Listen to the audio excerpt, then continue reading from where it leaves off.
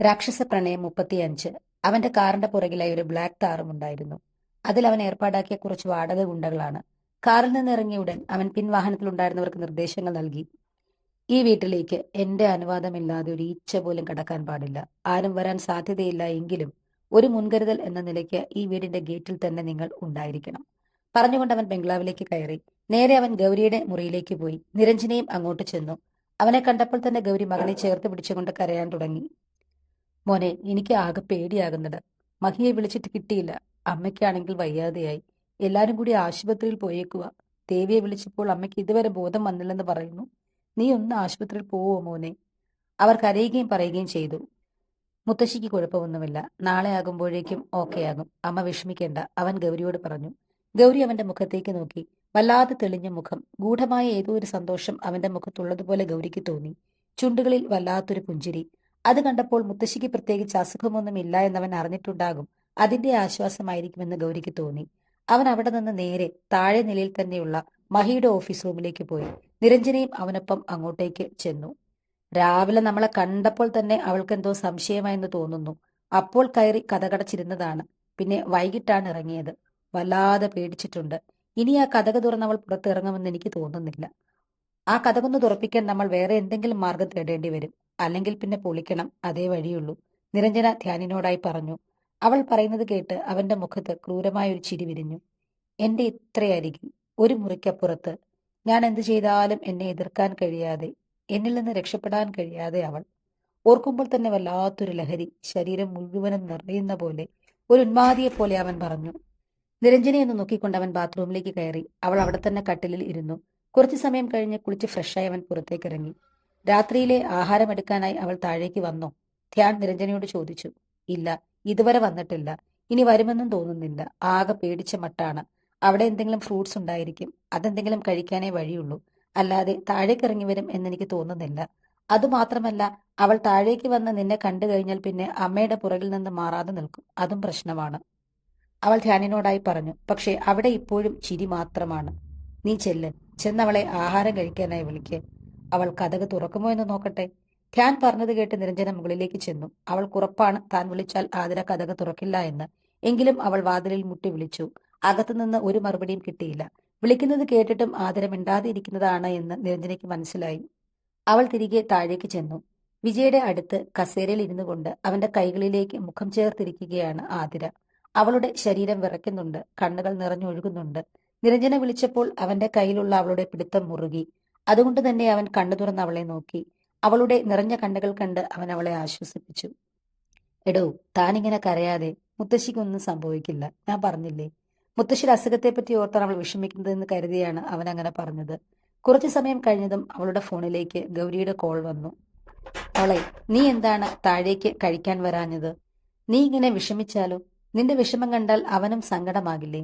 നീ ഇങ്ങനെ ഒന്നും കഴിക്കാതെ പട്ടിണിയിരിക്കുന്നത് പോലെ അവനെ കൊണ്ട് കഴിയില്ല എന്ന് മോൾക്കറിയാമല്ലോ. അവന് മരുന്ന് കഴിക്കേണ്ടതാണ്. അവൻ ആഹാരം കൊടുക്കണ്ടേ? വന്ന് ആഹാരം എടുത്തുകൊണ്ട് പോകുമോളെ, അവർ അവളോട് പറഞ്ഞു. ശരിയമ്മ, ഞാൻ വരാം. അവൾ പറഞ്ഞുകൊണ്ട് പതിയെ റൂം തുറന്ന് പുറത്തേക്കിറങ്ങി. അവൾ താഴെ ഹാളിലേക്ക് നോക്കിയപ്പോൾ ഡൈനിങ് ടേബിളിനരികിലായി ഗൗരിയും നിരഞ്ജനയും ഉണ്ട്. അവൾ നേരെ ധ്യാനിന്റെ റൂമിലേക്ക് നോക്കി. കതക് അടഞ്ഞു തന്നെ കിടക്കുകയാണ്. അവൻ വന്നിട്ടില്ല എന്ന് അവൾക്ക് തോന്നി.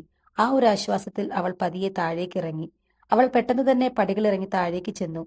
ചെറിയൊരു പാത്രത്തിൽ വിജയ്ക്ക് ആവശ്യമായിട്ടുള്ള ആഹാരം എടുത്ത് അവൾ വേഗത്തിൽ മുകളിലേക്ക് കയറാൻ നോക്കി. എന്നാൽ ആ സമയത്ത് ഗൗരി അവളെ വിളിച്ചു.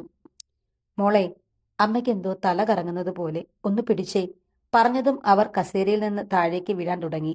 അവർക്കരികിലായി തന്നെയായിരുന്നു നിരഞ്ജന നിന്നത്. അതുകൊണ്ട് തന്നെ അവർ വീഴാതെ നിരഞ്ജന അവരെ പിടിച്ചു. ആതിര കയ്യിലുള്ള പാത്രം ടേബിളിലേക്ക് വെച്ചുകൊണ്ട് അവർക്കടുത്തേക്ക് ഓടിച്ചെന്നു. അവളും ഗൗരിയെ താങ്ങി പിടിച്ചു. രണ്ടുപേരും ചേർന്ന് ഗൗരിയെ പതുക്കെ റൂമിലേക്ക് കൊണ്ടുചെന്നു. കുറച്ചു വെള്ളം അവരുടെ മുഖത്തേക്ക് തളിച്ചപ്പോൾ അവർ ചെറുതായി കണ്ണു ചിമ്മി. മോളെ, അമ്മയ്ക്ക് വല്ലാത്ത ക്ഷീണം, ഞാൻ കിടക്കട്ടെ പറഞ്ഞുകൊണ്ട് കണ്ണടച്ച് ഒരു അവർ സൈഡിലേക്ക് കിടന്നു. ഗൗരി കണ്ണടച്ച് കിടക്കുന്നത് കണ്ട് ആതിര അവിടെ നിന്ന് എഴുന്നേറ്റു. നിരഞ്ജനയെ ഒന്ന് നോക്കി. അവളുടെ മുഖത്ത് വല്ലാത്തൊരു ചിരി. അത് ആതിരയെ കൂടുതൽ ഭയപ്പെടുത്തി. അവൾ പെട്ടെന്ന് തന്നെ ഓടി വന്ന് ഹാളിലുള്ള ടേബിളിൽ നിന്നും അവൾ നേരത്തെ ഫുഡ് എടുത്തു വെച്ച പാത്രം കയ്യിലെടുത്തുകൊണ്ട് തങ്ങളുടെ മുറിയിലേക്ക് ഓടിക്കയറി. മുറിയിൽ കയറിയ ഉടൻ തന്നെ അവൾ വാതിലിന്റെ എല്ലാ കുറ്റികളും ഇട്ടു. ആഹാരം വിജയുടെ അരികിലുള്ള മേശപ്പുറത്തേക്ക് കൊണ്ടുവന്ന് വെച്ചു. പെട്ടെന്നാണ് തന്നെ ആരോ നോക്കി നിൽക്കുന്നത് പോലെ അവൾക്ക് തോന്നിയത്. ബാൽക്കണി വാതിലിനടുത്തേക്ക് അവളുടെ നോട്ടം പോയി. അവളെ തന്നെ നോക്കി വല്ലാത്തൊരു ഭാവത്തിൽ നിൽക്കുന്ന ധ്യാൻ. നിന്നിടത്തു നിന്ന് അനങ്ങാൻ പോലും ആകാതെ തറഞ്ഞു നിന്നുപോയി ആ കുഞ്ഞിപ്പെണ്ണ്. അവളുടെ കണ്ണിലാകെ ഇരുട്ട് കയറുന്ന പോലെ തോന്നി. ശരീരമാകെ വിറച്ചു. ഒരു താങ്ങിനെന്നോണം അവൾ വിജയുടെ കയ്യിൽ മുറുകെ പിടിച്ചു. വിജയൻ എന്തോ വയ്യായ്കയുണ്ടായിരുന്നു ആ ദിവസം. ശരീരത്തിനാകെ എന്തോ ക്ഷീണം പോലെ, ഓരോ ഞരമ്പുകളും വലിഞ്ഞ് മുറുകുന്നത് പോലെ. അതുകൊണ്ട് തന്നെ ധ്യാൻ ഒരു കള്ളനെപ്പോലെ പതുങ്ങി ആ മുറിയിൽ കടന്നത് അവൻ അറിഞ്ഞില്ല. തന്റെ കയ്യിൽ മുറുകുന്ന അവളുടെ പിടുത്തമറിഞ്ഞപ്പോൾ വിജയ് പതിയെ കണ്ണുകൾ തുറന്ന് അവളെ നോക്കി. വല്ലാതെ ഭയന്ന് വിറച്ച് കണ്ണുകൾ നിറച്ചു നിൽക്കുന്ന അവളെ കണ്ടപ്പോൾ വിജയ് ഒന്ന് ഭയന്നു. അവളുടെ നോട്ടം പോയിടത്തേക്ക് തന്നെ അവനും നോക്കി. ആതിരെ തന്നെ കണ്ണെടുക്കാതെ നോക്കി നിൽക്കുന്ന, അവളുടെ ഉടലിന്റെ അളവുകൾ കണ്ണിനാൽ അളക്കുന്ന, തന്റെ മുന്നിൽ നിസ്സഹായതയോടെ നിൽക്കുന്ന ഇരയെ വേട്ടയാടി പിടിക്കാനായി നിൽക്കുന്ന കുറുക്കനെ പോലെ അവൻ. ധ്യാൻ. വിജയുടെ തലച്ചോറിനുള്ളിൽ കൂടി ഒരു മിന്നൽ പിണർ പാഞ്ഞതുപോലെ അവന് തോന്നി. തളർന്നു കിടക്കുകയാണ്. തന്റെ പെണ്ണിനെ കീഴ്പ്പെടുത്താൻ ശ്രമിച്ചാൽ അത് തടയാൻ കഴിയാതെ നിസ്സഹായതയോടെ നോക്കിക്കിടക്കേണ്ട അവസ്ഥയാണ്. അവന്റെ ശരീരത്തിലെ ഓരോ ഞരമ്പുകളും വലിഞ്ഞു മുറുകി. ശരീരത്തിൽ കൂടി വൈദ്യുത തരംഗങ്ങൾ പായുന്നത് പോലെ അവന് തോന്നി. പേടിച്ച് തറഞ്ഞു നിൽക്കുന്ന പെണ്ണിനെ നോക്കി അവൻ അലറി. ആതിരെ, താഴേക്ക് പോ! എല്ലാവരെയും വിളിച്ചെഴുന്നേൽപ്പിക്ക്! ചെല്ല്, രക്ഷപ്പെടാൻ നോക്കടി! അവൻ തന്റെ കൈകൾ ഉയർത്താനും അവളെ തൊടാനും ശ്രമിച്ചുകൊണ്ട് പറയുന്നുണ്ടായിരുന്നു. പക്ഷേ കൈകൾ അനക്കാൻ അവനായില്ല. അവൻ വീണ്ടും വീണ്ടും അലറുന്നുണ്ടായിരുന്നു. പക്ഷെ പേടിച്ചു വിറച്ച അവൾക്ക് നിന്നിടത്തു നിന്ന് അനങ്ങാൻ പോലും പറ്റുന്നില്ലായിരുന്നു. അവളെ തന്നെ നോക്കിക്കൊണ്ട് കണ്ണുകളിൽ വല്ലാത്തൊരു ഭാവത്തോടെ, ചുണ്ടുകളിൽ ഗൂഢമായ ചിരിയോടെ ധ്യാൻ പതിയെ അവൾക്കടുത്തേക്ക് ചുവടുകൾ വെച്ചു. അവൻ തനിക്കരികിലേക്ക് വരുന്നതിനനുസരിച്ച് അവൾ പതിയെ പുറകോട്ട് നടക്കാൻ തുടങ്ങി. ഒന്ന് രണ്ട് ചുവടുകൾ പുറകിലേക്ക് വച്ചതിന് ശേഷം അവൾ കതകിനടുത്തേക്ക് ഓടി. അമ്മേ എന്ന് ഉറക്കെ ഉറക്കെ വിളിച്ചുകൊണ്ട് വെപ്രാളത്തോടെ കതകിന്റെ കുറ്റികൾ അവൾ എടുത്തു. ഇടയ്ക്കിടെ തിരിഞ്ഞ് ധ്യാൻ അടുത്തേക്ക് വരുന്നത് നോക്കിക്കൊണ്ട് തന്നെ എല്ലാ കുറ്റികളും എടുത്ത് ശക്തിയിൽ അവൾ ആഞ്ഞു വലിച്ചിട്ടും കതക് തുറന്നില്ല. അവൾ വീണ്ടും വീണ്ടും വലിച്ചുകൊണ്ടേയിരുന്നു. പക്ഷെ കതക് തുറന്നില്ല. അത് പുറത്തുനിന്ന് ആരോ പൂട്ടിയിരുന്നു. It will open only by morning. ഇന്ന് രാത്രി അതെന്റേതാണ്. ഈ ഒരു രാത്രി മുഴുവൻ എനിക്ക് നിന്നെ അറിയണം, അനുഭവിക്കണം. നിന്റെ ഓരോ അണുവിലും എന്റെ ചുണ്ടുകൾ പതിയണം. നിന്നെ ഒന്ന് നോക്കിയതിന് പോലും എന്നെ ശിക്ഷിച്ച ഇവൻ, നിന്റെ ശരീരം മുഴുവൻ എന്റെ ചുണ്ടുകളും കൈകളും പായുന്നതും, നിന്നെ ഞാൻ അനുഭവിക്കുന്നതും, എന്റെ കൈക്കുള്ളിൽ കിടന്ന് നീ പിടയുന്നതും, എന്റെ ശരീരത്തിനടിയിൽ നീ അമരുന്നതും കണ്ട് ഹൃദയം പൊട്ടി മരിക്കണം. ഓരോ വാക്കുകൾ പറഞ്ഞുകൊണ്ട് അവൻ പതിയെ മുന്നോട്ട് നടന്നു. വിജയുടെ ബെഡിനടുത്തതും തലതിരിച്ച് അവനെ ഒന്ന് നോക്കി. കണ്ണടയ്ക്കരുത്. ഞാൻ അവളെ തൊടുന്നതും ചുംബിക്കുന്നതും അറിയുന്നതും എല്ലാം നീ കാണണം. ഒരു ഉന്മാദിയെപ്പോലെ അവൻ പറഞ്ഞു. പതിയെ അവൻ അവൾക്കരികിലേക്ക് നടന്നെടുത്തു. വേണ്ട, വേണ്ട, എൻ്റെ അടുത്തേക്ക് വരരുത്, എൻ്റെ അടുത്തേക്ക് വരരുത്. എനിക്ക് പേടിയാ. അടുത്തേക്ക് വരരുത്, വരല്ലേ, എന്നെ ഒന്നും ചെയ്യില്ലേ. അവൾ കരഞ്ഞുകൊണ്ടേയിരുന്നു. അവൻ തന്റെ അടുത്ത് എത്താറായി എന്ന് തോന്നിയതും അവൾ കതകിൽ ഉറക്കെ ഇടിച്ചുകൊണ്ട് നിലവിളിച്ചു. ശക്തിയിൽ കതക് തുറക്കാനായി ശ്രമിച്ചു. അവളുടെ തൊട്ടുപുറകിൽ ചെന്ന് നിന്നുകൊണ്ട് അവളുടെ മുടിയിഴകളിലേക്ക് അവന്റെ മുഖം ചേർത്തു. ഷാമ്പുവിന്റെയും കാച്ചെണ്ണയുടെയും സുഗന്ധം ആഞ്ഞു ശ്വസിച്ചു. പുറകിൽ നിന്നുകൊണ്ട് അവളുടെ ഇടുപ്പിലൂടെ കൈകൾ ചുറ്റി അവളെ ഉയർത്തിയെടുത്തു. അവന്റെ കൈക്കുള്ളിൽ കിടന്ന് അവൾ ഉറക്കം നിലവിളിച്ച് പിടഞ്ഞുകൊണ്ടിരുന്നു. അവളെ അവൻ ഉയർത്തിയെടുത്ത് വിജയുടെ മുന്നിലേക്ക് കൊണ്ടു നിർത്തി. ധ്യാനിന്റെ കയ്യിൽ കിടന്ന് പിടഞ്ഞുകൊണ്ട് നിലവിളിക്കുന്ന ആതിര. ആ കാഴ്ച അവന് താങ്ങാവുന്നതിലും അധികമായിരുന്നു.